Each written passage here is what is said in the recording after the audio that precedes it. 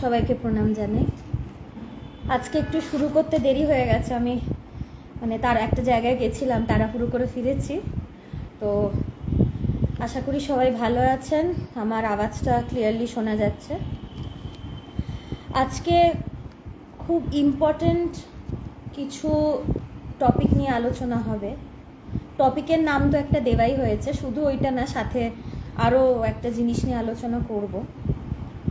তো আমরা যেটা নিয়ে দ্য গ্রেটেস্টে আলোচনা করছিলাম, যে ভগবানের গুরু স্বামী পবিত্রানন্দ মহারাজ, তিনি অসুস্থ, তিনি তার মৃত্যুশয্যায়, এবং ভগবান তাকে আসাম থেকে দেখতে এসছেন এবং তার সঙ্গে সঙ্গে থাকছেন।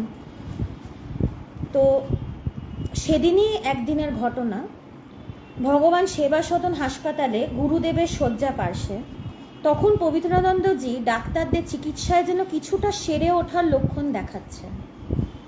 তাকে আগের থেকে কিছুটা সুস্থ মনে হচ্ছে, একটু কথাও বলতে পারছেন ভক্তদের সাথে। এর আগে একদমই কথা বলতে পারছেন না, তো আস্তে আস্তে একটু সিমটম ওনার পজিটিভ দেখা যাচ্ছিল। সেদিনও তার ভক্ত অনুরাগীরা তাদের গুরু মহারাজজিকে ঘিরে দাঁড়িয়ে রয়েছেন। পবিত্রানন্দজি হঠাৎই ঘরের নিস্তব্ধতা ভেঙে বলে উঠলেন, গুরুর কৃপায় বেঁচে গেলাম। এই কথাটা কিন্তু খুব ইম্পর্টেন্ট কথা। ইম্পর্টেন্ট শব্দটা হয়তো একটু ছোট, গুরুর কৃপায় বেঁচে গেলাম। তো এই কথাটা শুনে তার ভক্তরা ভেবেছে যে গুরুর কৃপায় বেঁচে গেলাম। পবিত্রানন্দজি বলছেন, পবিত্রানন্দজির গুরু ছিলেন স্বামী কৃষ্ণানন্দ মহারাজ। উনি জংলি বাবা নামে ভীষণ বিখ্যাত, এবং কৃষ্ণানন্দ মহারাজ তিনি মা শারদার দীক্ষিত শিষ্য। তো উনি দীর্ঘ 12টা বছর উনি আগে বেলুড়েই ছিলেন, কিন্তু ওনার ঠিক এক একজনের তো এক একটা ভাব থাকে, এক এক দিকে ঝোঁক থাকে। ওনার কর্মের থেকে বেশি সাধনার দিকে মন ছিল। তো তাই মাকে জিজ্ঞেস করে উনি রাকাবের জঙ্গলে দীর্ঘ 12 বছর তপস্যা করেছেন। আর এই কথাটা হয়তো 1930s কথা বলছি। এবং শেষে ওনার নির্বিকল্প সমাধি হয়, এবং নির্বিকল্প সমাধির পরে উনি বুঁদ হয়ে বসে থাকতেন, একদম আত্মস্থ হয়ে বসে থাকতেন। কিন্তু একদিন ঠাকুরের উনি দর্শন পান, এবং ঠাকুর ওনাকে বলে মানুষের মাঝখানে নামতে।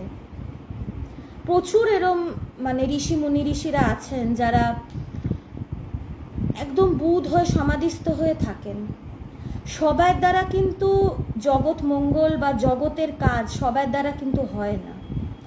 তো ওনাকে দিয়ে ঠাকুর কাজ করাতেনই, তাই দর্শনে ঠাকুর তাকে বলেছিল মানুষের মাঝখানে নেমে তাদেরকে বেদান্তের কথা শোনাতে। তো কৃষ্ণানন্দজি থেকে পবিত্রানন্দজি তার কাছে গিয়ে সন্ন্যাস নেন, এবং পবিত্রানন্দজির শিষ্য ভগবান। এই হচ্ছে পরম্পরা। তো মা শারদারই পরম্পরা। কিন্তু অনেকজন জিজ্ঞেস করেন, আমাদের ইন্টারন্যাশনাল বেদান্ত সোসাইটি যে সংগঠন, সেটা রামকৃষ্ণ মিশনের সাথে কোনো সম্পর্ক নেই, একদম স্বাধীন আলাদা একটা সংগঠন, কিন্তু পরম্পরা একটাই। তো এই যে কথাটা গুরুর কৃপায় বেঁচে গেলাম, পবিত্রানন্দজি বলছেন, তো এই কথাটা শুনে তার ভক্তরা বলল যে ভাবলো যে স্বামীজি মনে হয় এখন বেঁচে যাবেন, উনি হয়তো সুস্থ হয়ে উঠবেন, উনি হয়তো বেঁচে যাবেন। সহজভাবে কথাটি বলে পবিত্রানন্দজি আবার চুপ করে গেলেন। তো ঘরে শুয়েছিলেন, তার ভক্তরা তার শয্যা পার্শ্বে তার বিছানা ঘিরে সবাই দাঁড়িয়ে রয়েছেন, এবং ঘরে সবাই চুপ। তো স্বামীজি অসুস্থ, এই সময় তো আর কথা বলা বা গল্প করার সময় নয়। গুরুকে দেখছে সবাই, গুরুর পাশে।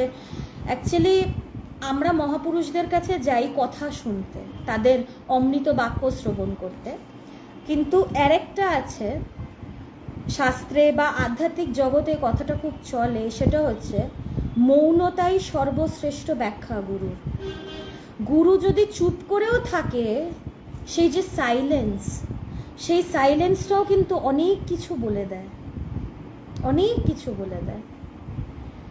কারণ আলটিমেটলি সেই জায়গার পৌঁছানোর পর এই মৌনতাই বিরাজ করে। গুরু মৌন, এই দৃশ্যটা কিন্তু দেখার মতন। তার তখন তিনি তার স্বরূপে বিরাজ করছেন। ব্রহ্ম বা আত্মা যেটা আমাদের স্বরূপ, সেটা তো শব্দ বাক্যের পারে। তো গুরু যখন মৌন থাকে, সেটাও কিন্তু দেখবার মতন হয়। সবসময় যে কথাই শুনতে হবে তা কিন্তু নয়। এবং গুরুর মৌনতার সময় যদি কেউ সামনে বসে মানে আন্তরিকভাবে মৌন নিজেও হতে চায়, তাহলে অনেক সময় সে মৌন হয়েও যায়। তো চুপ করেই তিনি শুয়েছিলেন, সবাই চুপ করেই ছিল। হঠাৎ করে তিনি কথাটা বলে উঠেছেন। তো এই কথাটা শুনে, এই কথাটা বলে আবার তিনি চুপ করে গেছেন। গুরুদেবের এই কথায় ভক্তদের মধ্যে আনন্দের রোল উঠল। গুরুদেব বলেছেন বেঁচে গেলাম, অর্থাৎ তিনি এখন সুস্থ হয়ে উঠবেন। সকলে বলা বলি করতে লাগলেন। এটা সত্যি যে সকলেই তাদের গুরুদেবকে ভালোবাসতেন। স্বাভাবিকভাবে এইটা শুনে সবার একটা আনন্দ হলো যে গুরুদেব বলেছেন তিনি বেঁচে যাবেন।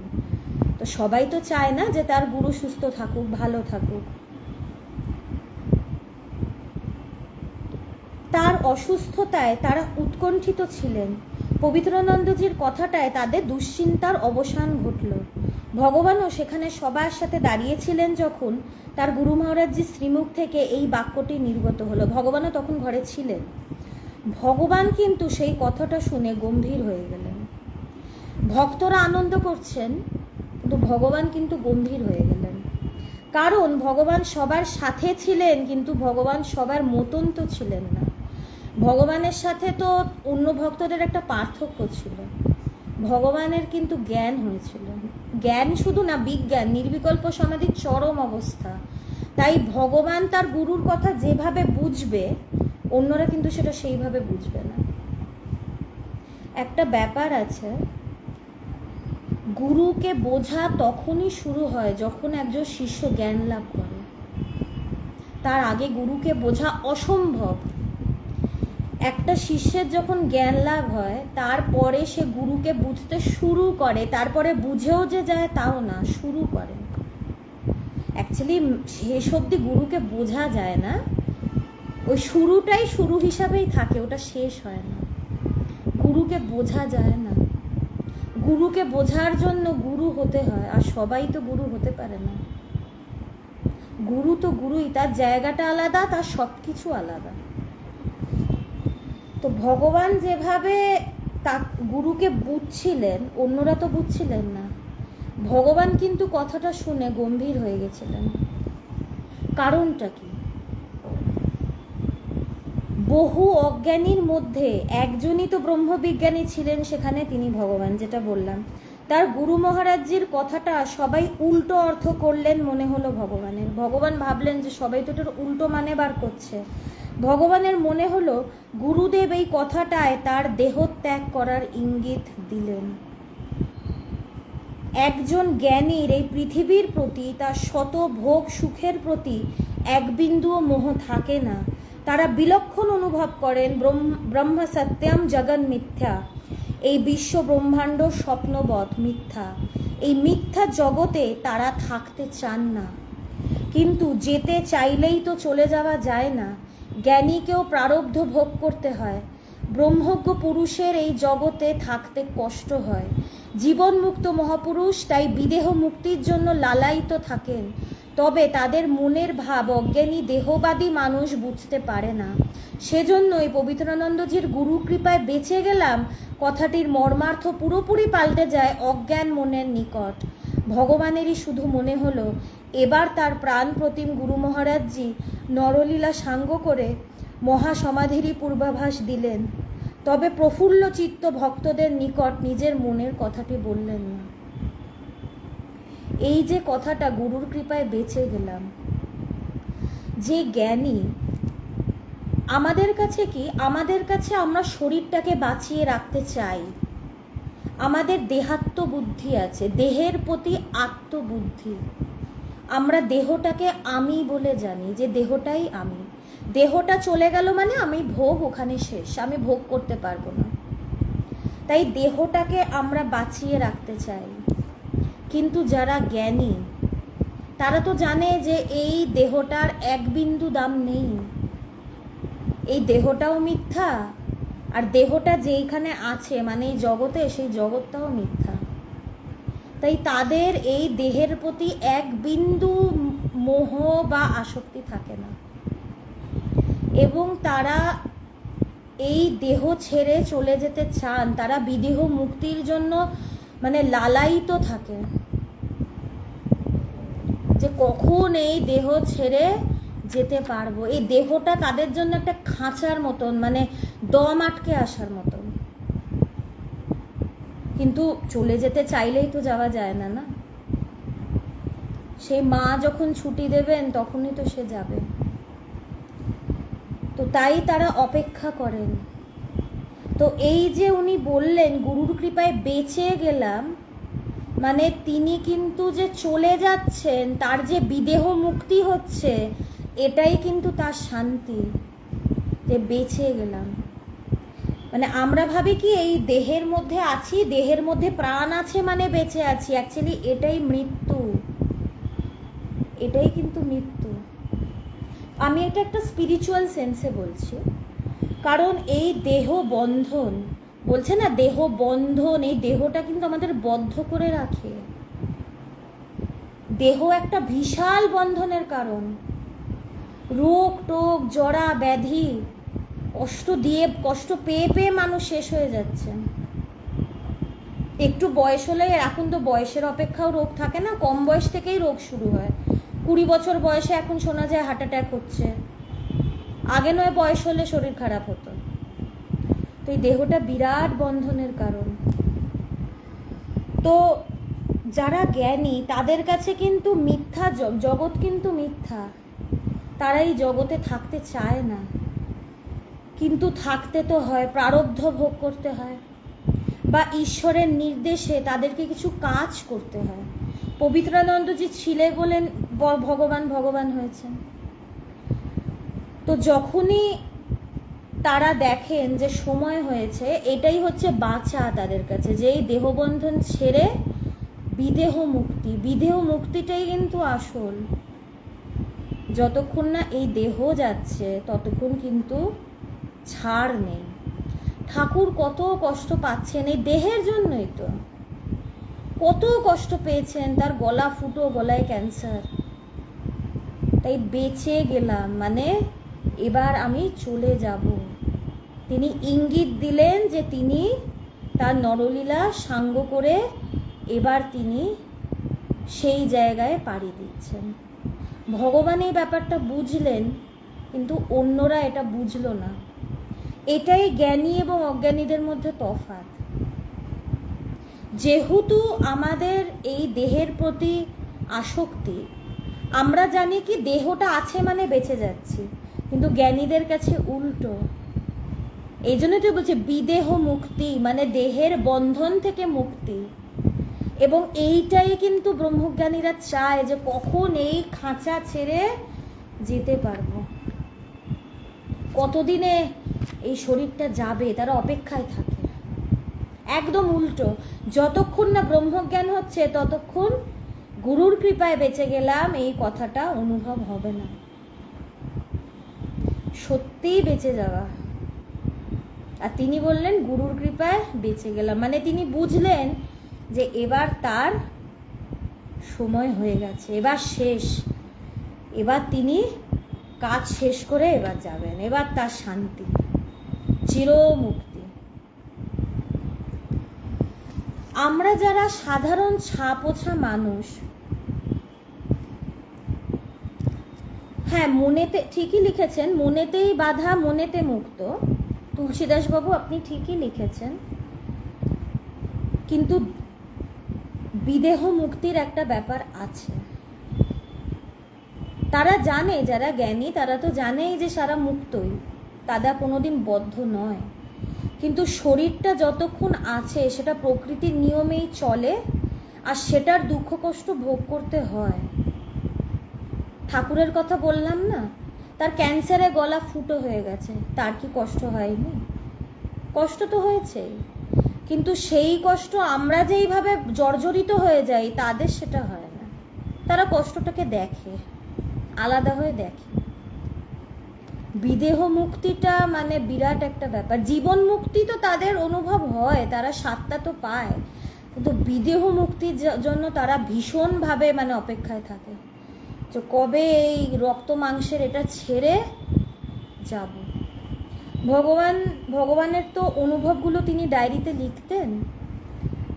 একটা কথা তিনি তার ডায়েরিতে একবার লিখেছিলেন যে রক্ত মাংসের এই দেহটাকে একদিন ছুঁড়ে ফেলে ছুটে বেরিয়ে চলে যাও, এই কথাটা লিখেছিলেন।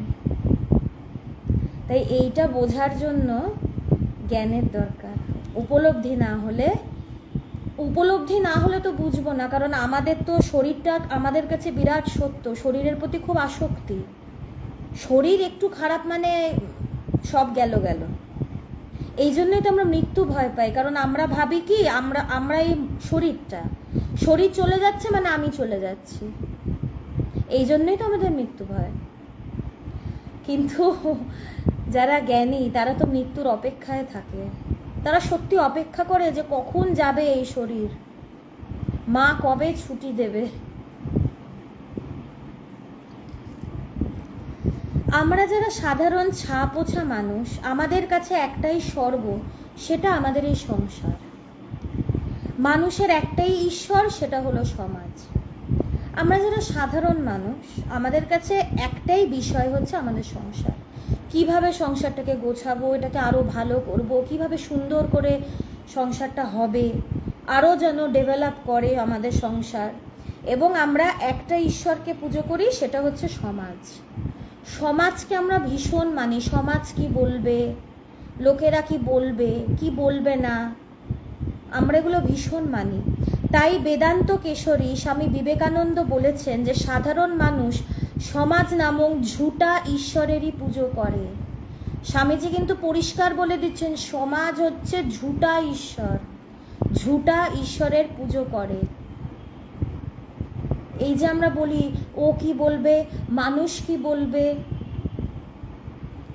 আমরা যে বলি মানুষ কি বলবে, দরকারে আমরা যেই মানুষদের বা যেই সমাজের কথা এত মানি, দরকারের সময় কিন্তু সেই সমাজই কিন্তু আমাদের পাশে দাঁড়ায় না। পাশের বাড়ি কি বলবে, পাড়ার লোকেরা কি বলবে, এগুলো খুব মেনে চলি, কিন্তু দরকারের সময় সে পাড়ার লোকেরা কিন্তু সাথে থাকে না। কিরম, আমি একটু উদাহরণ দিই, এটা প্র্যাকটিক্যাল খুব সত্যি ঘটনা। আমার একটা বন্ধুর সাথে একটা খুব বাজে ঘটনা ঘটে। সে মেয়েদের অনেকই দেখে শুনে চলতে হয়, শুধু মেয়েদের না, ছেলেদেরও প্রচুর প্রবলেমস আসে, সেটা বলবো না, কিন্তু মেয়েরা একটু হয়তো বেশি ভালনারেবল। তো তখন আমি তাকে বলেছিলাম যে যদি দরকার পড়ে আইনগতভাবে লিগালি যেন একটা সমাধান করা হয়, যদি পুলিশের কাছে যেতে হয় যাবে, যেটা ন্যায়, যেটা করতে লাগবে সেটা করতে লাগবে। তখন সেই মেয়েটার বাবা সে তখন বলছে যে না, পুলিশ কাছারি করব, পাড়ার লোক দেখলে কি ভাববে। তখন আমি একটাই কথা বলেছিলাম যে আজকে একটা দুর্ঘটনা ঘটেছে, সেটা সামাল দেওয়া গেছে। ভবিষ্যতে যদি মেয়েটা মরে যায় বা মেয়েটার সাথে যদি আরও খারাপ কিছু হয়, যেই সমাজের কথা ভেবে আপনি মেয়ের সুরক্ষার জন্য পদক্ষেপ নিচ্ছেন না, সেই সমাজ কিন্তু আপনার মেয়ের পাশে দাঁড়াবে না। তারা কিন্তু বারান্দা থেকে ঝুঁকে বলবে, দেখ তো কি হলো, ও এই হয়েছে, ও আচ্ছা। তখন ওটা একটা পিএনপিসির বিষয় হবে, ওটা নিয়ে গসিপ হবে, লোকেরা পাশে এসে দাঁড়াবে না। আমরা সত্যকে অতটা দাম দিতে পারি না যতটা না আমরা সমাজকে দাম দিই। সত্য পরে সমাজ আগে। কে কি ভাববে, কে কি বলবে, কে কি বলবে, তাতে আমাদের কি আসবে যাবে। লোকেদের ভাবনার জন্য আমরা আমাদের শান্তি নষ্ট করি, আমরা এটা বুঝি না। লোকেরা কি ভাববে এটা ভেবে আমরা নিজেদেরকে আরো বদ্ধ করি, যেটা করা উচিত সেটা করি না। আমার লাইফে আমি নিজের চারিপাশে প্রচুর প্র্যাকটিক্যালি এই ঘটনাগুলো দেখেছি। আমার একটা বন্ধু, মানে এগুলো কেন বলছি, মানে কোথায় আমাদের ভুল হয়, আমি শুধু একটা এক্সাম্পল দিচ্ছি। আমার একটা বন্ধু, তার বিয়ের আগে যার সাথে তার বিয়ে হওয়ার কথা, মানে এমন এমন ঘটনা ঘটেছে, তাকে বহুবার আমরা বলেছি যে বিয়ের আগে এগুলো ঘটছে, বিয়ের পরে তুই বাঁচবি তো রে, নাকি শ্বশুরবাড়ি থেকে শুনবো তোর মৃতদেহ এসছে, তুই কি বাঁচবি তো, বিয়েটা করিস না। তখন সে বন্ধু বলছে, না সবাইকে বলে দিয়েছে তো, এখন যদি সবাইকে মানা করা হয় লোকেরা কি ভাববে। আলাম তুই যখন মরে যাবি না তখনও লোকেরা ভাববে রে, অনেক কিছু ভাববে, এটা নিয়ে অনেক কথা বলবে, কাগজে উঠবে, অনেক কিছু বলবে, তোকে নিয়ে অনেক আরো বেশি বলা বলি হবে, এর চেয়ে ভালো বেঁচে ফের। এই যে জায়গাগুলো, এইটাই দুর্বলতা, কিন্তু লোকেরা কি ভাববে এটা ভেবে আমি ঠিক কাজটা করব না, এটা ভেবে আমি নিজের পায়ে দাঁড়াবো না, আমি অ্যাকশন নেব না, লোকেরা কি ভাববে। অনেক তো লোকের কথা ভাবলাম, এবার নয় একটু নিজের ভাবনাকে দাম দিই। কারণ দরকারের সময় যেই লোকগুলোর কথা এত ভাবি তারা তো পাশে থাকে না, প্র্যাকটিক্যালি আমরা সবাই এটা এক্সপিরিয়েন্স করেছি, দরকারের সময় তাদেরকে পাওয়া যায় না। গসিপ করার সময় কিন্তু পাড়ার লোক এসে হাজির হবে, কিন্তু দরকারের সময় তারা খালি জানলা দিয়ে উকি দেবে, তারা এসে বেরিয়ে পাশে দাঁড়াবে না। এই জন্যই তো স্বামীজি বলেছেন, ঝুটা ঈশ্বরের পুজো করে মানুষ। এখানেও প্রচুর কমেন্ট আসে যে সমাজের জন্য আমরা অনেক কিছু করতে পারি না। সমাজের জন্য করতে পারি না, না সমাজের কথা মানছি কেন, যেটা ঠিক সেটা করব, সমাজ করতে দেয় না মানেটা কি। আমরা যদি মহাপুরুষদের জীবনে দেখি, কোথাও কিন্তু দেখব না যে তারা সমাজের কথা একবারে মেনে মেনে চলেছে। অবশ্যই তারা অ্যান্টি সোশ্যাল কোনো কাজ করেনি যেটাতে সমাজের ক্ষতি হবে, তারা বরঞ্চ ভালোই করেছে। সমাজের থেকে বাধা পেয়েছে, তারা শোনেনি। ভগবানেরই ঘটনা বলি, ভগবান যখন চাকরি থেকে ভলেন্টারি অনেক, মানে এটা জাস্ট অনেক, মানে তার চাকরির অনেক পরের ঘটনা, কৃষ্ণ নাম, আমাদের কৃষ্ণ নাম হয় মহামন্ত্র। কৃষ্ণ নামটা নিশ্চয়ই একটা ভালো জিনিস, কীর্তন করা, নাম করা, ঠাকুরের নাম কীর্তন, এটা তো নিশ্চয়ই ভালো। এক সময় ভগবান নাম কীর্তন মহামন্ত্র করতো বলে সমাজের লোক খুব আপত্তি জানিয়েছিল যে 8 ঘন্টা মহামন্ত্র নাম কীর্তনের জন্য নাকি তাদের মানে ছেলে মেয়েদের পড়াশোনা নষ্ট হয়ে যাচ্ছে। 8 ঘন্টা কৃষ্ণ নামের জন্য, 8 ঘন্টা, 24 ঘন্টাও না, 8 ঘন্টা। ওই 8 ঘন্টাই মানে হয়তো তাদের ছেলে মেয়েদের কনসেন্ট্রেশনটা বেশি আসে, অন্য সময় হয়তো আসে না, তাই এটাতে তাদের পড়ার খুব ক্ষতি হয়। উল্টে নাম কীর্তন করলে তো মন শান্ত হয়, এটাতে একটা পজিটিভ ভাইব আসে। সমাজ কিন্তু বলেছে ভগবানকে, ভগবান তো আটকায়নি নিজেকে, ভগবান কৃষ্ণ নাম করে গেছে, কারণ এটা ঠিক, তিনি তো কোনো ভুল কাজ করেননি, তিনি তো সারাদিন মাইক চালিয়ে নাম করেননি, নিজের ঘরের মধ্যে কৃষ্ণ নাম করছেন, হয়তো একটু খোল বাজছে, তাও 8 ঘন্টা, half an hour is nothing within 24 hours. 8 ঘন্টা এমন কিছুই না। 8 ঘন্টা আমার বাচ্চা যদি একটু কৃষ্ণ নাম শোনে, এটাতে তার মঙ্গলই হবে। সমাজের তো এই ছিরি, এই তো সমাজের যুক্তি আর সমাজের বিচার, তাদের কথা শুনে চললে কতটা ভালো আমাদের হবে। কথা তো মহাপুরুষদের শুনতে হয়, তাদের কথা না শুনে সমাজের কথা শুনি, তাই তো এই অবস্থা। নিজেদের যে কনসায়েন্স আছে না ভেতরে, এইখানে তো একজন বসে আছে, তার কথাকে একটু প্রাধান্য দিতে হয়, মনের কথাকে প্রাধান্য না দিয়ে তার কথা একটু প্রাধান্য দিতে হয়। সমাজ যা বলে সেটাই তার আদর্শ, সেটাই আমাদের আদর্শ, সমাজে এটা বলা, সমাজে যেটা প্রচলিত সেটাই একদম ঠিক, ওটাই আমাদের কাছে অ্যাবসলিউট ট্রুথ। ব্রহ্ম অ্যাবসলিউট ট্রুথ না, সমাজের কথা অ্যাবসলিউট ট্রুথ। কিন্তু সত্য পথের পথিক জ্যোতির তনয়গণ কখনো তা করেন না, তারা তাদের সত্য পথে থেকে সমাজকেই তাদের দিকে টেনে নেন, এইটাই হচ্ছে করণীয়। আমাদেরটা ঠিক উল্টো, সমাজের যে মেজরিটি সেটা আমাদেরকে টানে, আর যারা মহাপুরুষ তারা কি করেন, তারা সত্য পথে সমাজকে টানে, কারণ তারা তো জানে তারা যেই পথে চলছে সেই পথে সত্য আছে, তাই তারা সমাজকে ধরে টান দেয়। মানুষ আসলে সত্যকে ভীষণ ভয় পায়। তার ধারণা যিনি সত্যকে আঁকড়ে ধরেছেন তার জীবনে, তার হয়তো সংসারে কোনো মন থাকবে না, তার জন্য সংসার নয়। এই জন্যেই মানুষ একটু সাধু সন্ন্যাসী দেখলে ভয় পায়, আশ্রমে যেতে একটু ভয় পায়। তারা ভাবে কি সন্ন্যাসী মানুষ তো, তারা সংসার টংসার করে না, তাদের সংসারের দিকে মন নেই, আমরা যদি যাই আমাদেরকেও বলবে আপনারাও সংসার করবেন না। এই জন্য যখন বলি একটু আশ্রমে আসবেন, একটু সাধুসঙ্গ করবেন, কি করে করব, এত কাজ, বা ওই সময়টা একটু সিরিয়াল দেখি তো, স্টার জলসা, জি বাংলা একটু সিরিয়াল দেখি তো, তাই আশ্রমে যেতে পারি না, একটু ভালো অমৃত কথা শোনার সময় নেই। আমরা কিন্তু সত্যকে ভয় পাই। খুব কম মানুষ, একদম মুষ্টিমেয় কজন যারা সত্যের জন্য সব কিছু ছাড়তে রাজি হয়। আমরা সাধুসন্ত দেখলে এড়িয়ে যাই, আমরা ভাবি কি ওদের কাছে বেশি গেলে আমাদের সংসার হবে না। একটা কথা আমি বলতে চাই, যদি ভালো করে দেখি আমাদের থেকে বেশি সংসার কিন্তু সন্ন্যাসীরা করে। কিভাবে?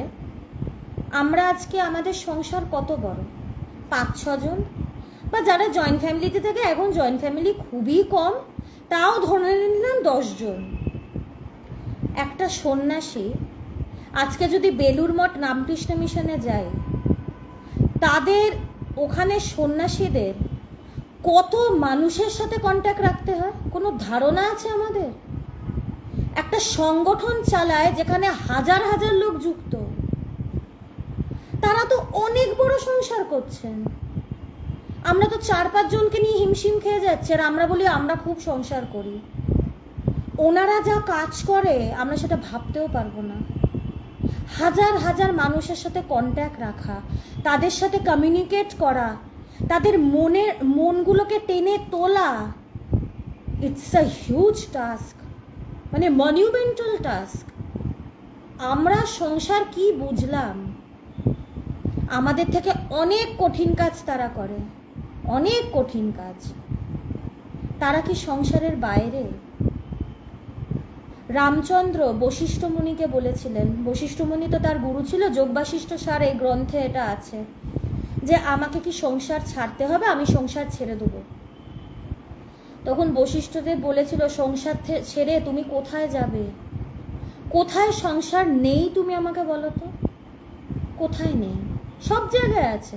এই তো বললাম, সাধু সন্ন্যাসীরা যে সংগঠনে থাকে, হাজার হাজার মানুষের দায়িত্ব তাদের ওপর, কারণ তারা যারা সেইখানে যাচ্ছে, রামকৃষ্ণ মিশন হোক, বেলুর মঠ হোক, বা আমাদের সংগঠনে হাজার হাজার মানুষ আসছে, সাধু সন্ত সন্ন্যাসীদের তো তাদের একটা দায়িত্ব, তাদের স্পিরিচুয়াল আপলিফটমেন্ট, তাদের ভালো যাতে হয় সেটা দেখা।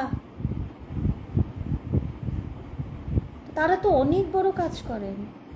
এটা কি সংসারের বাইরে? তাহলে তো মঙ্গল গ্রহে গিয়ে থাকে না, তারা পৃথিবীর মধ্যেই থাকে, প্রকৃতির নিয়ম মেনেই থাকে।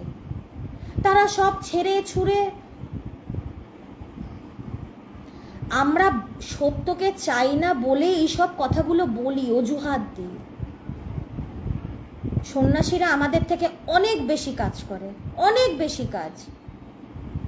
আমরা তাদের হাফ কাজ করলে আমরা হাঁপিয়ে যাব। তারা, আমরা তো 5-6 জনের কথা ভাবি, তারা তো পুরো পৃথিবীর কথা ভাবে। তাদের দায়িত্ব অনেক বড়। তারা কোথায় সব ছেড়ে রয়েছে? তারা সবাইকে নিয়ে রয়েছে, সবাইকে তারা নিয়ে রয়েছে, এবং সবার মঙ্গলের জন্য তারা চেষ্টা করে যাচ্ছে। তাই এই সব কথা বলা মানে আমার মনের দুর্বলতা, যে আমরা বলি তারা সব কিছু ছেড়ে ছুড়ে থাকেন। আমার সত্যিই মানে আমাদের সংগঠনের স্বামীজিদের দেখলে কষ্ট হয় যে তারা কত খাটে, কত তাদের মাথায় চাপ, কত কিছু তাদেরকে দেখতে হয়। একটা সংগঠন চালাতে হচ্ছে, একটা অর্গানাইজেশন বিরাট বড়। স্বামীজিরই কত চিন্তা ছিল, স্বামী বিবেকানন্দ, বেলুর মঠ বিরাট বড় একটা সংগঠন, সেটা হেডকোয়ার্টার, সেটা চালানো কি চারটিখানি কথা? তবু স্বামীজি তখন লিডার, তার প্রচুর চিন্তা ছিল মাথায়, এই জন্যই তো তার শরীরটা এত অসুস্থ হয়ে পড়েছিল এত কম বয়সে। সব কিছুই সবাইকে করতে হয়, তারা ছেড়ে যাবে কোথায়? তারা তো পৃথিবীতেই রয়েছে, এই পৃথিবীর কাজ করেই তাদেরকে থাকতে হবে যতক্ষণ তাদের শরীর আছে। তাই এই সব কথার কোনো মানেই হয় না যে তারা সব ছেড়ে ছুড়ে দিয়েছে, তারা তো সংসার জানেন না, তারা সংসার জানেন না, আমরাই সংসার জানি না। আমি প্রচুর স্বামীজিদেরকে দেখেছি যারা এত সুন্দর টিপস দেয় সংসারে ভালোভাবে চলার, সেটা আমাদের মাথাতে আসবেই না। সত্যি কথা, আমাদের সংগঠনে আমাদের স্বামীজির থেকে সংসারে সুন্দরভাবে কি করে থাকবো, এটা কিন্তু তাদের থেকেই আমরা শিখেছি। কোনটা করব, কোনটা করব না, কোনটা করা উচিত, কোনটা গুছিয়ে করব, এটা আমি স্বামীজিদের থেকে আমরা শিখি। তাহলে আমরা কি করে বলি তারা একদম কিছুই করেন না, তারা বুঝবেনই না? প্রচুর মানুষকে স্বামীজিদেরকে বলতে শুনেছি, স্বামীজি আপনারা তো সংসার করেননি, আপনারা বুঝবেন না আমাদের কি কষ্ট। তারা আমাদের থেকে আরো অনেক বেশি কষ্ট করেন। তাই এইসব কথা বলার কোনো মানে হয় না।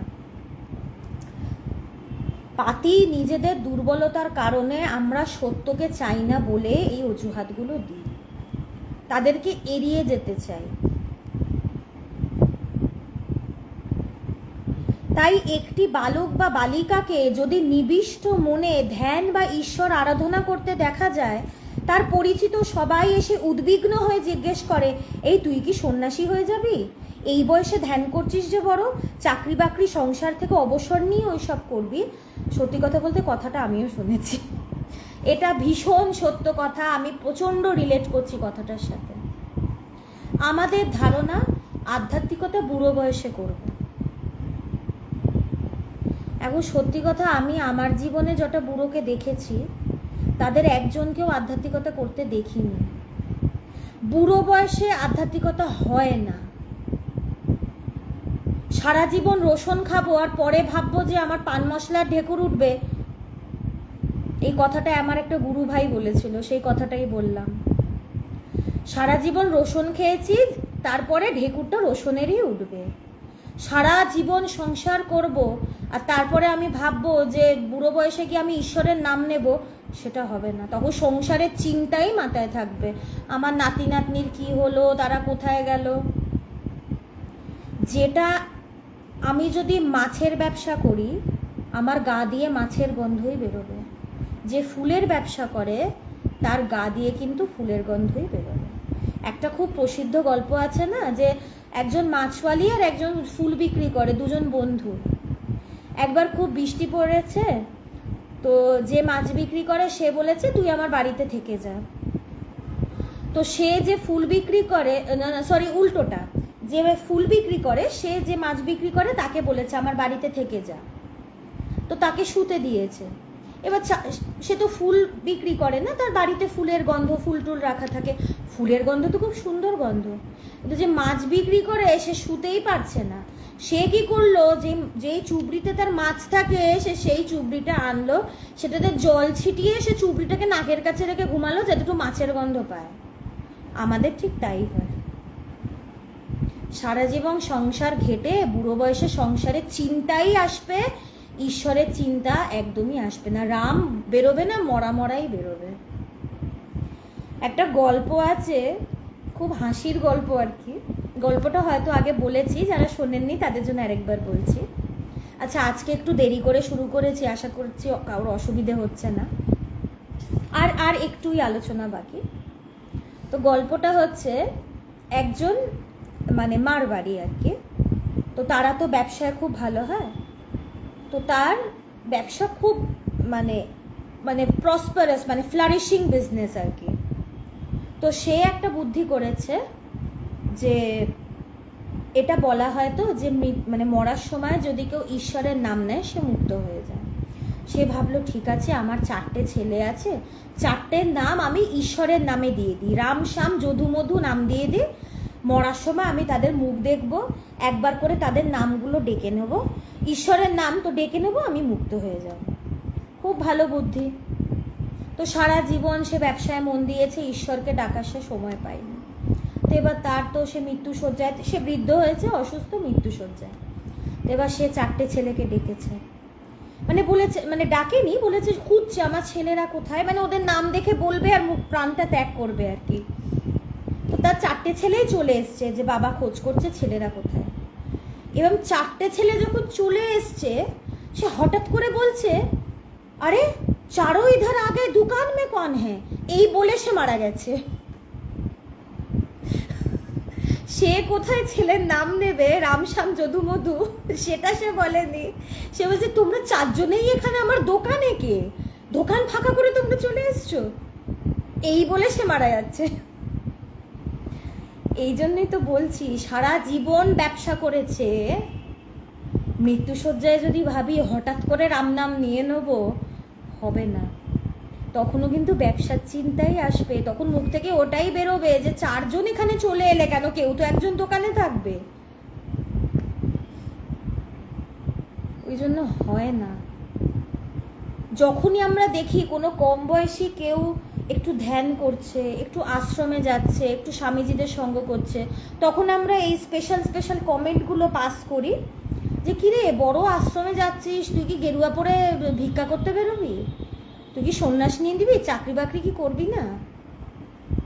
সত্যি কথা, আমাকে যখন কেউ কথাটা বলে, আমি তখন বলি আচ্ছা তুমি তো আশ্রমে যাও না, তুমি তো চাকরি বাকরি করছো, খুব কি ভালো আছো, শান্তি পাচ্ছ, আনন্দ পাচ্ছ তো না।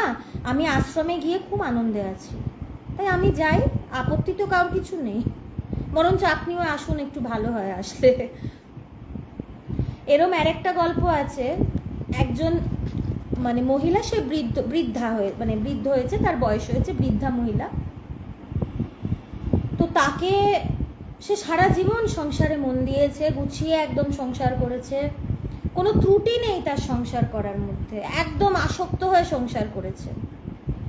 তো তাকে তার নাতিপুতি বলছে, ঠাকুমা অনেক তো হলো, এবার একটু ঈশ্বরের নাম করো, মানে তখন সে মৃত্যুশয্যায়, মানে মরে যাবে অবস্থা, বলছে এবার একটু ঈশ্বরের নাম করো, অনেক তো হলো। সে বলছে অত কথা কইতে পারি না বাবা, একটা কথা বলি, অত কথা কইতে পারি না। 4টে শব্দ বললেন, একটা রাম শব্দ উচ্চারণ করতে পারলেন না। এই 4টে শব্দের জায়গায় যদি একবার ভেতর থেকে রাম নাম করতেন, রাম তো একটা ছোট্ট শব্দ, অত কথা কইতে পারি না, এত কথা বলে দিচ্ছেন, রাম নাম বেরোচ্ছে না ভেতর থেকে, ওই রোশনের ঢেকুর। আমরা যে এই কথাগুলো বলি, কিরে সন্ন্যাস নিয়ে নিবি, কিরে বেশ তো আশ্রমে যাচ্ছিস, বুড়ো বয়সে ওগুলো করবি, কেউ বুড়ো বয়সে করে না। বুড়ো বয়সে মানুষের কি চিন্তা থাকে, শরীরে বড় কষ্ট গো, কোমরে ব্যথা, হাঁটু ব্যথা, বসতে পারি না, উঠতে পারি না, শরীরের বড় কষ্ট। এই জন্য রাম নাম, ঈশ্বর চিন্তা, এগুলো ছোট থেকে অভ্যাস, এটা কিন্তু একটা অভ্যাস, চট করে চাইলেই এটা নেওয়া যায় না। রত্নাকর, তার মুখ থেকে রাম নাম বেরোচ্ছে না, মরা মরা বলছে, মরা মরা বলতে বলতে রাম নাম বলেছে, অভ্যাস ছোট থেকে শুরু করতে হয়। আজকে নরেন্দ্রনাথ দত্ত, তিনি ঠাকুরের কাছে গেলেন, ঠাকুরের কাছে যদি না যেতেন, কলকাতার হয়তো একটা নামী ব্যারিস্টার হতেন। ঠাকুরের কাছে গেছেন বলেই কিন্তু বিশ্ববিজয়ী স্বামী বিবেকানন্দ হয়েছেন, এটা যেন মাথায় থাকে। এই ডায়লগগুলো দেওয়ার আগে, আশ্রমে যাচ্ছিস, বুড়ো বয়সে করবি, এইগুলো বলার আগে যেন স্বামীজির কথা মনে রাখি। আমরা কি করতে পারি জীবনে? এই যে একজনকে বলি যে বুড়ো বয়সে সব করবি, সংসার করে এমন কি তীর মারি আমরা, কি বড় কাজ করি? কাজ তো করেছেন স্বামীজি, ওইটা কাজ। আমরা তো অকাজ কুকাজ এইসবই তো করি বেশি। তিনি বিশ্ব জয় করেছেন, ঠাকুরের কাছে গেছেন বলে আজকে পুরো পৃথিবী তাকে চেনে, না হলে হয়তো কলকাতার 1-2 জন চিনত। এই জন্য আধ্যাত্মিকতা শুরু থেকে, একদম ছোট থেকে শুরু করতে হয়। শঙ্করাচার্যের 8 না 11 বছর বয়সে ব্রহ্মজ্ঞান লাভ হয়েছে। আমি তো এটা শুনে ভাবছিলাম আমার অনেক দেরি হয়ে গেছে, আমি অনেক সময় নষ্ট করে ফেলেছি, আমি তো অনেক বুড়ি হয়ে গেছি। আমি এখনই বলি আমি অনেক বুড়ি হয়ে গেছি। রমণ মহর্ষি 16 বছর বয়স থেকে শুরু করলেন। শুরু থেকে শুরু করতে হয়। আর আধ্যাত্মিকতা কোথাও তো লেখা নেই, কোনো শাস্ত্রে তো লেখা নেই সব কিছু ছেড়ে ছুড়ে সন্ন্যাস নিয়ে চলে যাও। ভগবানের গুরুদেবী তাকে সন্ন্যাস নিতে দেয়নি, বলছে সন্ন্যাস দরকার নেই। মা বলেছেন গৃহীদের অন্তর সন্ন্যাস। প্রথম চিঠি পবিত্রানন্দজির ভগবানকে প্রথম চিঠিতে পরিষ্কার লিখে দিয়েছেন, অফিস ওয়ার্ক সিনসিয়ারলি এবং অনেস্টলি করবে। কোথাও তো বলেনি যে আধ্যাত্মিকতা করছো সংসার ছেড়ে দাও, সন্ন্যাসী হয়ে যাও। আধ্যাত্মিকতা আমি আশ্রমে থাকি কি বাড়িতে থাকি, যদি নিষ্ঠা দিয়ে করি তাহলে ঠিক আমার ফল আসবে। ভগবানও আমাদের কোনো দিন বলেনি, বলে যেখানে আছো থাকো, সংসারে আছো থাকো, সংসার যেন তোমার মধ্যে না থাকে, নিরাসক্ত হয়ে থাকো, যা কাজ করা নিরাসক্ত হয়ে করো, আর ঈশ্বরকে ডাকো। এটাই তো বলছে বীর ভক্ত, যারা সংসারে থেকে ঈশ্বরকে ডাকে তারা বীর ভক্ত। এই একটা থাকের কথা তো ঠাকুর বলেছেন, তার মানে সংসার করতে করতে আধ্যাত্মিকতা করা সম্ভব। আমরা করতে চাই না বলে আমরা এই কথাগুলো বলি, আর যে করে তাকে দেখেও আমরা ভাবি সে কেন করছে, সে যেন না করে।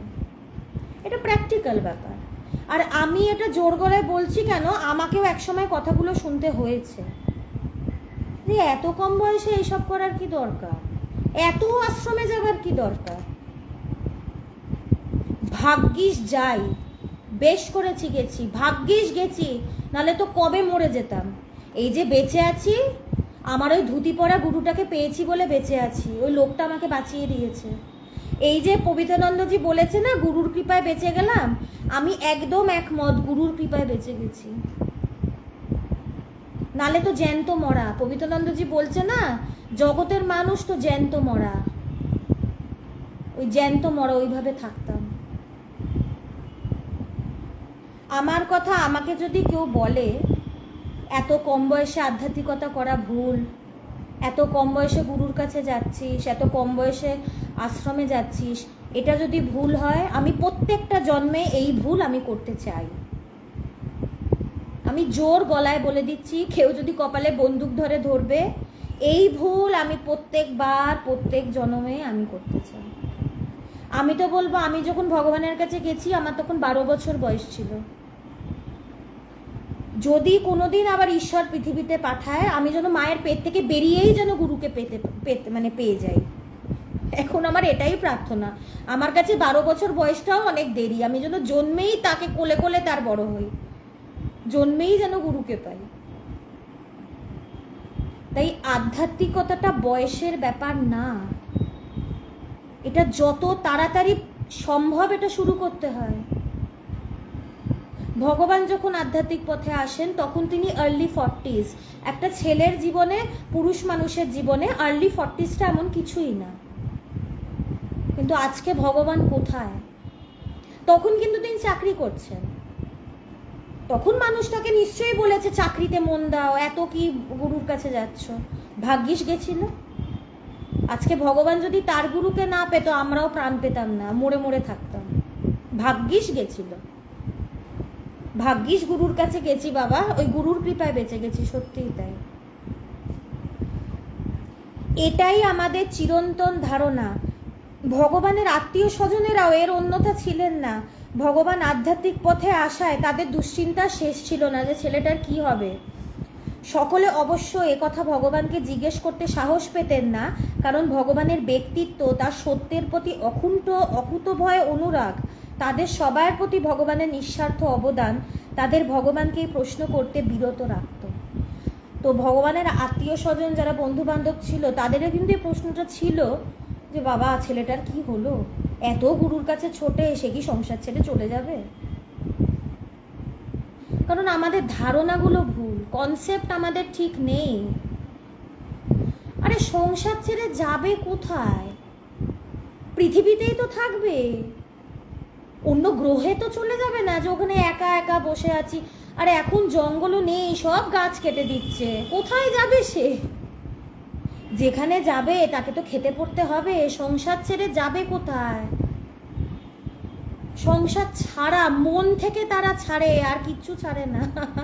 এই যে বলে সন্ন্যাসীরা সংসার ছাড়ে, মন থেকে ছাড়ে, আসল ছাড়াটা এখান থেকে ছাড়া। তো লাইফস্টাইলটাও অত ম্যাটার করে না, মন থেকে ছাড়াটা ম্যাটার করে।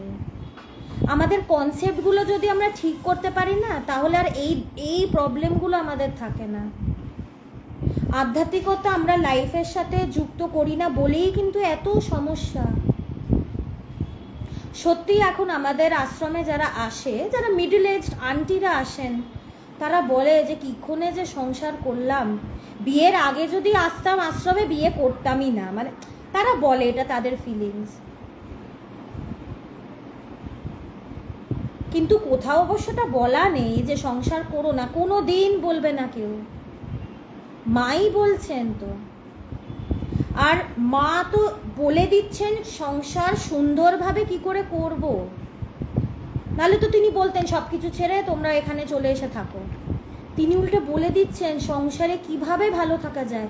প্রত্যেকটা মহাপুরুষের কাছে কিন্তু আমরা এই অ্যাডভাইসটা পাবো যে সংসারে কি করে ভালো থাকবো, এইটা কিন্তু প্রত্যেকটা মহাপুরুষের মুখে আমরা শুনবো।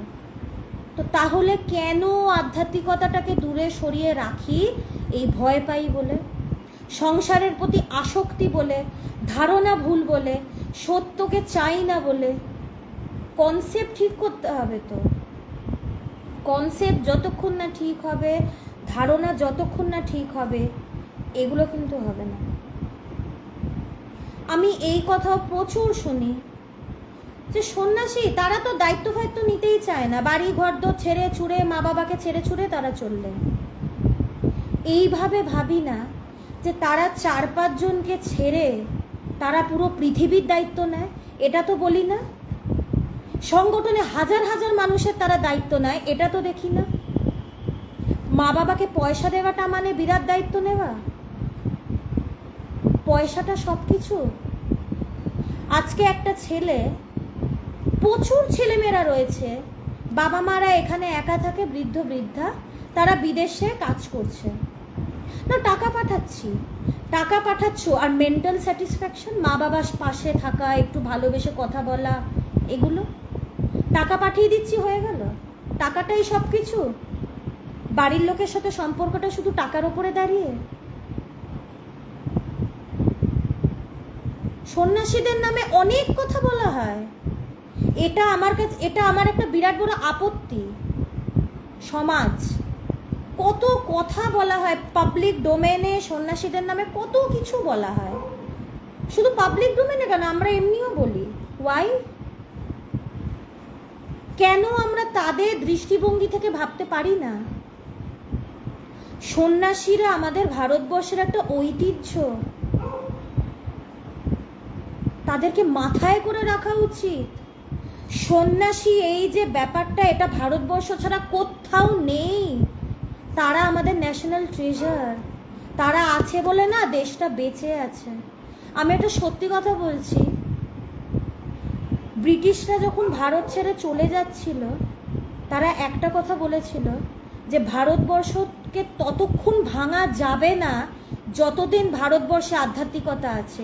এই আধ্যাত্মিকতাটা কারা বাঁচিয়ে রেখেছে? সন্ন্যাসীরা। সমাজকে শান্তি কারা দিচ্ছে? স্বামীজিরা দিচ্ছেন।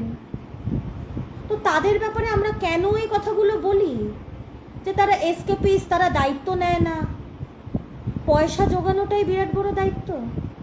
একটা কথা আমি বলি, একটা মেয়ে যখন জন্মায় বাড়িতে, তখন তার পেছনেও তো বাবা মারা পয়সা খরচ করে, তাকে পড়াশোনা করায়, তাকে বড় করে।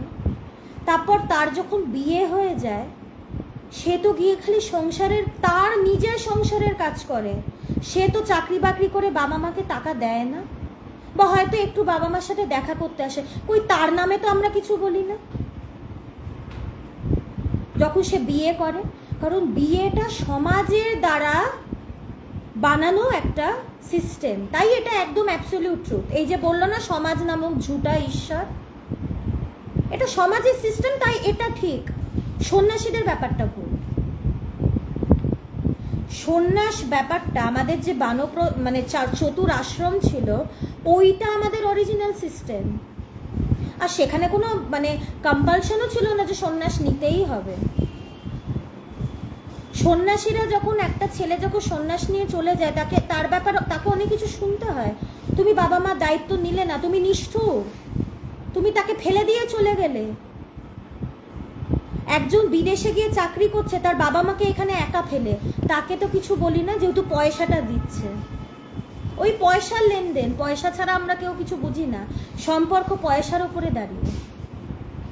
একটা মেয়ে বিয়ে করে শ্বশুর বাড়ি চলে যাচ্ছে, সে তখন নিজের সংসার নিয়ে ব্যস্ত হয়ে যায়, সে বাবা মাকে অত সময় দিতে পারে না, তাকে নিয়ে তো কিছু বলি না। ওয়াই?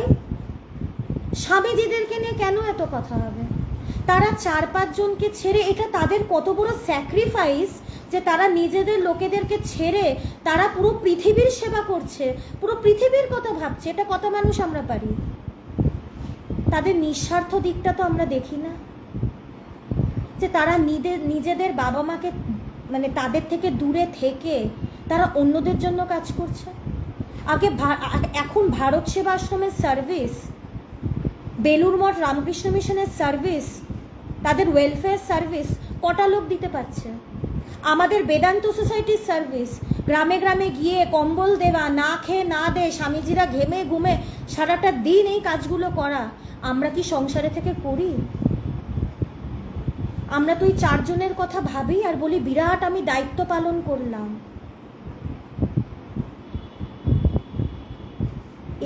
একটু অন্যভাবে ভাবতে হবে, নিজেদের পয়েন্ট অফ ভিউটা একটু পাল্টাতে হবে। এবার সময় এসছে, এবার একটু সাধু সন্ন্যাসী স্বামীজি যে কোনো ধর্মের হোক, এবার একটু তাদের একটু সম্মান দিতে হবে, তাদের দাম দিতে হবে, একটু তাদের দিকটা বুঝতে হবে যে তারা কত বড় কাজ করছে। ভাবা যাচ্ছে সংসারে আমরা যারা আত্মীয়, তারা কি আমাদের মানসিক শান্তি দিতে পারছে? আমরা শান্তি খুঁজতে তো সেই আশ্রমেই যাই। তারা নিজেদের সব কিছু ছেড়ে কিন্তু আমাদের জন্য করছেন। এবার একটু অন্যভাবে যেন আমরা ভাবতে পারি। এই যে এই কথাগুলো বলি, এগুলো যেন এবার একটু বন্ধ হয়। এবার যেন এই কথাগুলো একটু বন্ধ হয়। আমি খুব গর্বিত যে আমি ভারতবর্ষে জন্মেছি, যেটা সাধু সন্ন্যাসীদের দেশ। আমি গর্বিত যে স্বামীজি আমাদের কলকাতার ছেলে। আমি গর্বিত যে ঠাকুর আমাদের এখানে। আমি গর্বিত যে আমার গুরু ভগবান, তিনি এই মাটির। আমি গর্বিত যে একমাত্র সাধু সন্ন্যাসীর এই ট্র্যাডিশন এটা ভারতবর্ষে। আর এই জন্যই কিন্তু সমাজটা বেঁচে আছে, এই জন্যই বেঁচে আছে। তারা যদি না থাকতো, ভারতবর্ষ থাকতো না, সত্যি থাকতো না। ভারতবর্ষ স্পিরিচুয়াল ক্যাপিটাল, দেশ বিদেশ থেকে মানুষ শান্তির জন্য এখানে আসে, আর আমরাই আমাদের দেশের দামটা দিতে পারি না। আমরাই অ্যাওয়্যার নয় আমাদের যে স্পিরিচুয়াল হেরিটেজ, এটার ব্যাপারে আমাদের কোনো নলেজ নেই। একটু নিজেদেরকে এই ব্যাপারে এডুকেট করতে হবে। এই জন্য স্বামীজিদের সন্ন্যাসীদের নিয়ে যে হাসি ঠাট্টা একটু বন্ধ করতে হবে, একটু তাদের পাশে দাঁড়াতে হবে। তারা আমাদের জন্য যা করছেন, আমরা ভাবছি যে স্বামীজিরা কিচ্ছু করেন না, তারা যে কত কিছু করছে। আমি তো বলেই দিলাম কত কথা, ভারত সেবা আশ্রম, তারা কম কাজ করে? এই যে রামকৃষ্ণ মিশনের এত হসপিটাল, এত সার্ভিস, আমাদের বেদান্ত সোসাইটি থেকে আমরা বারবার বছরে চেষ্টা করি মানুষের পাশে দাঁড়ানো। ভগবান আমাদের এটা শিখিয়েছে। তিনি তো বলেননি যে শুধু তুমি চোখ বন্ধ করে বসে ধ্যানস্থ থাকো। ভগবান নিজে সবসময় মানুষের জন্য ঝাঁপিয়ে পড়ে করেছে, আমাদেরকেও তিনি এটাই শিখিয়েছেন। তাই এবার জন্য আমরা মানুষকে, যারা যারা এরকম ভাবে বা বলে, তাদেরকে যেন আমরা একটু সঠিক কথাটা বলি। একটু বলতে হবে, আমাদের একটু ভোকাল হতে হবে, একটু দাঁড়াতে হবে তো মানুষের পাশে, আর সঠিক কথাটা বলতে হবে, একটু অন্যভাবে দেখতে হবে। যখনই দেখব আমাদের স্বামীজি বা সাধু সন্ন্যাসী, সে যেই হোক, যে কোনো ধর্মের সে হোক, সবাই কাজ করছে নিজের নিজের মতন, নিজের নিজের জায়গায়। শ্রদ্ধা তো সবাইকেই দেওয়া যায়, এমন কঠিন তো ব্যাপার না। আমরা ভীষণ judgemental, society is very judgemental. একটু কিছু হলেই একটা জাজমেন্ট পাস করে দেয়, উনি এরকম, উনি সেরকম। আরে আমি নিজেকেই দেখে উঠতে পারছি না, আমি অন্যকে জাজ করে কি করব? আমার নিজেরই সব কাজ পারফেক্ট নয়, আগে নিজে পারফেক্ট হই, তারপর তো অন্য লোকের খুঁত ধরবো। এই জন্য তো মা বলেছেন দোষ দেখবে নিজের, কথাটা খুব খুব ইম্পর্টেন্ট কথা। এই কথাটা যদি সবাই মানি না, সমাজে আর কোনো সমস্যাই থাকবে না। সমাজে তো সমস্যা কেন? সবাই সবার দোষ দেখছে, খুঁত দেখছে, সবাই সবাইকে বলছে, এটা নিয়েই তো ঝগড়া। আমাকে এটা কেন বলা হলো, ওকে এটা কেন বলা হলো। শ্রদ্ধা কিন্তু এটা খুব সুন্দর জিনিস, আর খুব সহজ, এমন খুব একটা কঠিন না। আগে নিজেদেরকে ঠিক করি, তারপর অন্যকে ঠিক করব।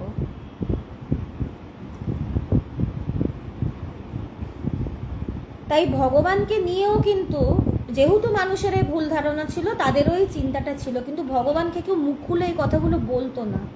কারণ ভগবানের একটা পার্সোনালিটি ছিল, আছে, ভীষণ পার্সোনালিটি। যারা এই গ্রুপ থেকে ভগবানকে দেখেছেন তারা নিশ্চয়ই জানবেন, ভগবানের প্রচণ্ড পার্সোনালিটি। তার মুখের ওপরে কোনো কথা কেউ সাহস পেত না বলার, এখনও পায় না। এবং ভগবানের যা সত্যের প্রতি নিষ্ঠা ছিল, এবং কি যে ভগবান তো, তারা তো দেখছে যে ভগবান আধ্যাত্মিকতা করছে, কিন্তু ভগবান সবার জন্যও করছে। তিনি কিন্তু কোনো দায়িত্বে বা কোনো কাজে গাফিলতি করছে না, তাই তাকে কেউ কিছু বলতো না। সে তো তার সব কিছু ভালোভাবে পালন করছে।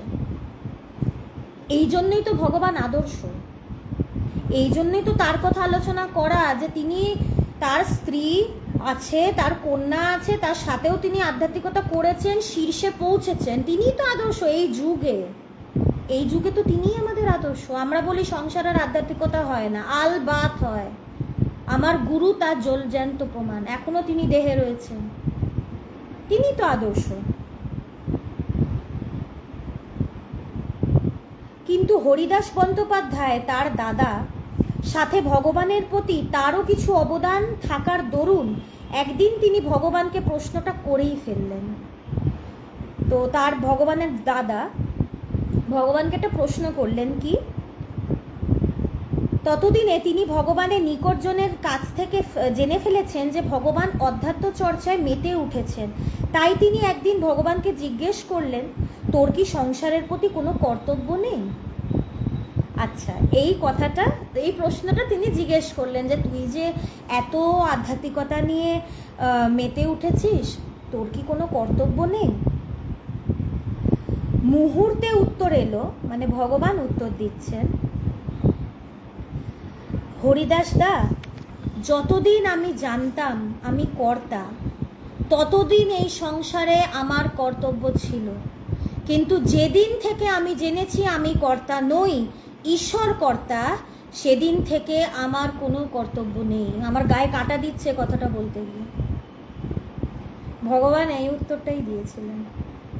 এই যে হরিদাসদা তার দাদাটাকে জিজ্ঞেস করছে, তোর কি কোনো কর্তব্য নেই, এটার উত্তরে ভগবান বলেছিল, আমি যতদিন জানতাম আমি কর্তা, আমি সব কিছু করছি, ততদিন আমার কর্তব্য ছিল। কিন্তু যেদিন থেকে আমি জেনেছি আমি কর্তা নই, তিনি কর্তা, ঈশ্বর কর্তা, সেদিন থেকে আমার কোনো কর্তব্য নেই। কিন্তু এই অনুভবের পরে কি ভগবানের দ্বারা কাজ সম্পন্ন হয়নি? 100 বার হয়েছে, পারফেক্টলি হয়েছে। কারণ ঈশ্বর তো কর্তা, তিনি পারফেক্টলি কর্তব্যগুলো পালন করিয়ে নিয়েছেন ভগবানের থেকে। এইটাই হচ্ছে সত্য, আমি কর্তা নই, তিনি কর্তা, তিনি করছেন। আমরা নিজেদেরকে কর্তা বলে ভাবি বলেই এই কথাগুলো বলি। আমি না থাকলে সংসারের কি হবে, আমি যদি সংসারের হাল ছেড়ে দিই কি হবে, আমি চলে গেলে কি হবে। কিচ্ছু হবে না। তুমি কি করো, আমাদের ক্যাপাসিটি কি কাজ করার? তিনি করান বলে করতে পারি। আমি চলে গেলেও কিচ্ছু আসবে যাবে না। আমি যদি চলে যাই, আমার পরে যাদেরকে রেখে যাব তারা ঠিক কিছু না কিছু করবে, তাদেরকে দিয়েও ঈশ্বর কিছু না কিছু করিয়ে নেবে। কারোর ওপরে কিচ্ছু নির্ভর করে না। ওইটা আমাদের কর্তা ভাবের থেকে এই কথাগুলো আসে, অহংকার, সেই কর্তা আমিই করছি। যে জানবে সে কিছু করে না, তার কিসের চিন্তা? সে এলো গেল, উঠলো বসলো, তার কোনো চিন্তা নেই। ভাইয়ের চটজলদি জবাব এক সময়ের দোর্দণ্ড প্রতাপশালী রাজনৈতিক নেতার মুখে কুলুপ এঁটে দিল। তার মুখে আর কথাটি সরল না। যুগ প্রবর্তক ভগবানের শ্রীমুখ থেকে সারা পৃথিবীর জন্যই অনায়াস নির্গত হলো নিজেদের কর্তা বলে মনে করা মানুষদের প্রতি সতর্ক বার্তা, ঈশ্বরই সত্য। তিনি কিন্তু এই কথাটাতে তার এই কথাটা কিন্তু আমাদের সবার জন্য। এই যে ভগবান বললেন, কথাটা তো আমাদের সবার জন্য, যে কর্তা আমি না, কর্তা তিনি। আমাদের কাজে ভুল হয় কেন? নিজেদেরকে কর্তা ভাবি বলে। যদি ভাবি না যে ঈশ্বরই কর্তা, ভাবি কেন? এটা সত্য। এটা আলাদা করে জোর করে ভাবতে বলছে না, এটা সত্য যে ঈশ্বরই কর্তা, ঈশ্বরই কর্তা। আমরা অকর্তা, আমরা কর্তা নই। তাই এই যে স্বামীজিদের কথা বলছিলাম, তাদের ক্ষেত্রেও কিন্তু এই একই কথা। তাদেরকে যে আমরা বলি তারা তাদের দায়িত্ব কর্তব্য থেকে দূরে সরে গেছে, তারা তো জানে তাদের কোনো কর্তব্য নেই। ঈশ্বরই দেখছেন, তারা কিচ্ছু করছে না।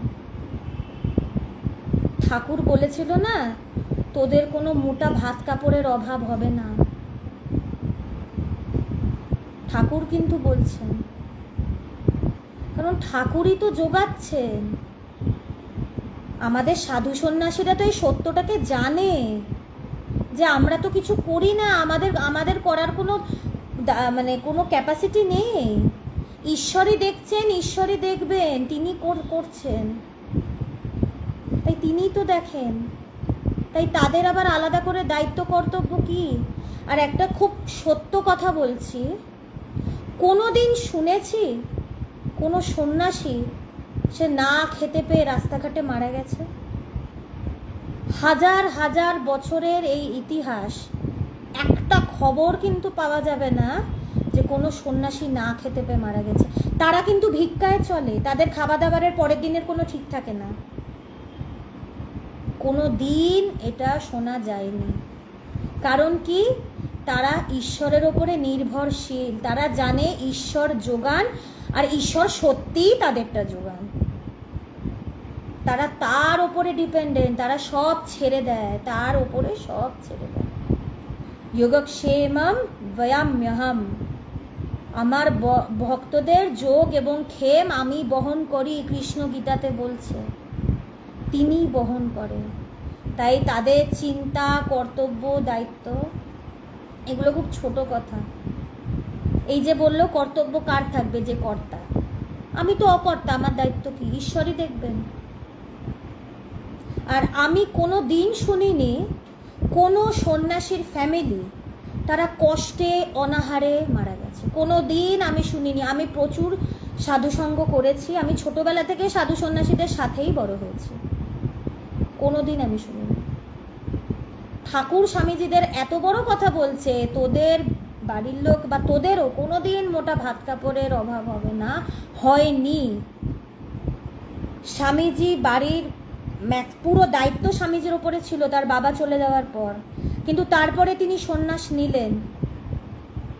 শুরুর দিকে কিন্তু খুবই বাজে অবস্থা দিয়ে কাটিয়েছে। পরের দিকে কি শুনেছি স্বামীজির পরিবার না খেতে পেয়ে মারা গেছে? শুনি তো নি। তাহলে আমাদের এই যে কথা, তারা দায়িত্ব কর্তব্য পালন করে না, কথাটা তার মানে কতটা ভুল কথা, সত্যটা জেনে নিতে হবে। ভুল কথা হতেই পারে যে আমরা ভুল জানি, ভুল ভাবি, এবার ঠিকটা বলে দিচ্ছে, তো ঠিকটা নিয়ে তো আলোচনা করা হচ্ছে, এবার যেন আমরা ঠিক ঠিক চিন্তা করতে শিখি। প্রভুই করেন, আমরা নিমিত্ত মাত্র, আমরা মাধ্যম। ঠিক যেভাবে ধর্মক্ষেত্রে, কুরুক্ষেত্রে ধ্বনিত হয়েছিল ভগবান মুখে, ময়ৈবৈতে নিহতা পূর্বমেব নিমিত্ত মাত্রং ভব সব্যসাচিন। আমি পূর্বেই এদের হত্যা করে রেখেছি হে সব্যসাচী, তুমি নিমিত্ত মাত্র হও। কৃষ্ণের কথা, গায়ে কাটা দিচ্ছে আমার বলতে গিয়ে। কুরুক্ষেত্রে একটা যুদ্ধে দাঁড়িয়ে যেখানে অর্জুন বলছে এরা আমার আত্মীয় স্বজন, আমি কি করে এদের হত্যা করতে পারি? এতই যদি আত্মীয় স্বজনের প্রতি পীড়িত থাকতো তাহলে ভাইদেরকে রাজ্য দিয়ে দাও না, এত ঝগড়া করলে কেন? তাহলে কৌরবদের দিয়ে দাও, রাজ্য চাই, আবার যুদ্ধ আসার সময় যুদ্ধ করবে না। কৃষ্ণেরই তো যত ঝামেলা, এই অবতার ভগবান গুরু মহাপুরুষ এদেরই তো হয় যত ঝামেলা। এত কিছু হওয়ার পরে তিনি নাকি যুদ্ধ করতে পারছেন না, তিনি ভয় পেয়েছেন। অর্জুনের মতন মহারথী তিনি ভয় পেয়েছেন। তিনি কি বলছেন, এদেরকে আমি কি করে মারবো, এরা আমার আত্মীয় স্বজন। তখন কৃষ্ণ কি বলছেন, আমি তো এদেরকে আগে থেকেই মেরে রেখেছি, ওরা তো অলরেডি মৃতই। তুমি নিমিত্ত মাত্র হও, তুমি মাধ্যম হও, তুমি তাদেরকে মারবে না তো, তোমাকে দিয়ে তিনি কাজটা শুধু করাবেন, তার শক্তিতে কাজটা হবে, তুমি করবে না, তুমি নিমিত্ত মাত্র হও। যে নিমিত্ত মাত্র হয় তার কোনো চিন্তাই থাকে না, এবং তার সব এমনিই হয়। বললাম না, আজ অব্দি কোনোদিন শোনা যায়নি কোনো সন্ন্যাসী রাস্তাঘাটে না খেতে পেয়ে মারা গেছে। তাই শেষ কথা এটাই, নিমিত্ত মাত্র হও, আর জানো কি যে তিনি কর্তা, তিনি করছেন, তিনি করছেন। তাই আমরা যেন এই প্রার্থনা করতে পারি যে ঠাকুর আমাকে বোঝাও যে আমি কর্তা নই, তুমি কর্তা। এই জায়গায় যেন আমরা দাঁড়াতে পারি। এই যে এত শব্দ মুখ থেকে বেরোচ্ছে, এই নিমিত্ত মাধ্যম, একটা খোলস থেকে মুখ থেকে কথাগুলো বেরোচ্ছে, পেছনে কে দাঁড়িয়ে? আমার সেই ধুতি পরা গুরু বিরাটিতে যে আছে, ওই তিনি দাঁড়িয়ে মাথার পেছনে, সেখান থেকে আসছে, এখান থেকে বেরোচ্ছে। একটা কথাও আমি বলছি না, একটা কথাও আমার নয়, ওই সাপ্লাই আসছে, এখান থেকে শব্দ বেরোচ্ছে। সাপ্লাই তিনি বন্ধ করে দিলে আমার কোনো জো নেই একটা শব্দ উচ্চারণ করার, একটা শব্দও আমি বলতে পারবো না, এই মাথার ওপর তিনি আছেন বলে। তাই এইখানেই সব কিছু সারেন্ডার, সমর্পণ, শরণাগতি, তার চরণে সব কিছু দিয়ে দেওয়া, আর এইটা জানা যে আমি কর্তা নই, তিনি কর্তা। এইটার ওপরেই আমার সব শান্তি, সব আনন্দ এইখানেই দাঁড়িয়ে। নিমিত্ত মাত্র হও, আমি যেন নিমিত্ত মাত্র হই, আমরা যেন নিমিত্ত মাত্র হই। এই প্রার্থনা দিয়েই আজকের আলোচনা শেষ করছি। এর আগে একজন মায়ের বাড়ি বিরাটি, যেখানে ভগবান আছেন বোধহয়, অ্যাড্রেসটা জানতে চেয়েছিলেন। আমি কমেন্টে আপনাকে লিখে দেবো, আপনি একটু দেখে নেবেন। আমরা যেন নিমিত্ত মাত্র হতে পারি, এই প্রার্থনা নিয়েই আজকের আলোচনা শেষ করছি। অনেক দেরি করে শুরু করেছি, অনেক রাত হয়েছে, আপনারা খুব ধৈর্য ধরে শুনেছেন, অনেক অনেক ধন্যবাদ। সবাই ভালো থাকবেন, আবার পরের দিন আলোচনা হবে।